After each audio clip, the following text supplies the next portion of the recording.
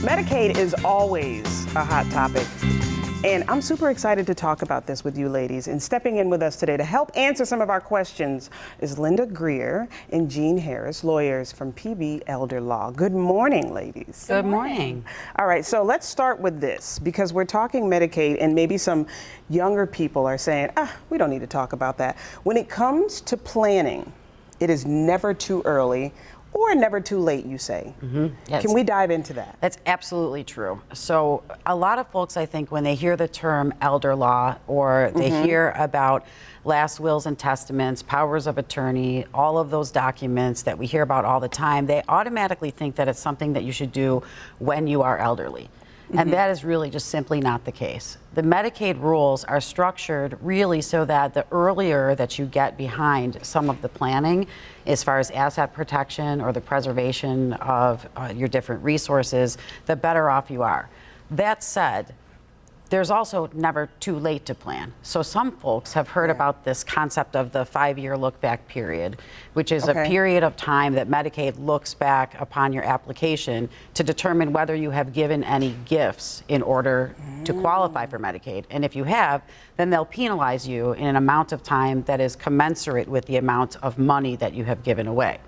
So a lot of folks, so it gets a little tricky. And that's why you need to start early. It is one reason why you absolutely want to start early. But even if you don't have that 5-year period, if you're closer, so there's some sort of catastrophic illness or injury that renders you not in need of skilled nursing care, even if that happens and you don't have the 5 years, there's still always something we can do. So the moral of the story is, like everything in life, right?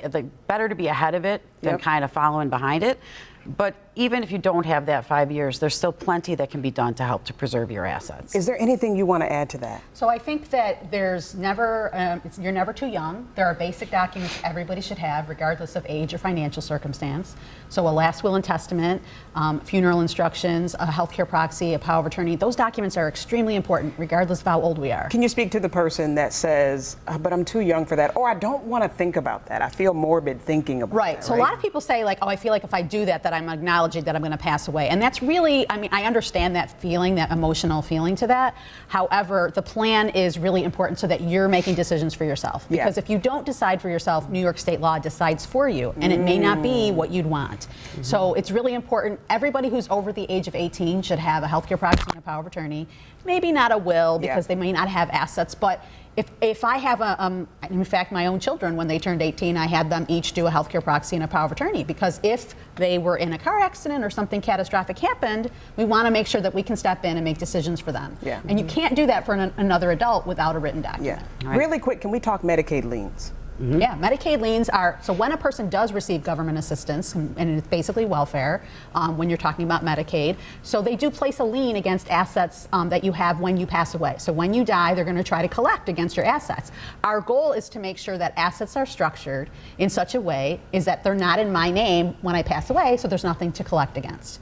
So if I have a joint owner or a designated beneficiary, or prior to my death, I've taken those assets and put them into maybe something like a trust, which is a legal entity to hold those assets. I don't own them when I die, so there's nothing to collect against. So again, plan ahead. We can get ahead of these things. Right. So as far as the use of trust, not only does that protect against any liens that may have been put against your property if you were receiving Medicaid, but a trust is very often used, in fact, to protect against a lien even accruing, right? So that's part of the planning that a good elder law attorney will do for you, is to make sure that these assets are never subject to a lien to begin with. And that's why you need to contact these ladies.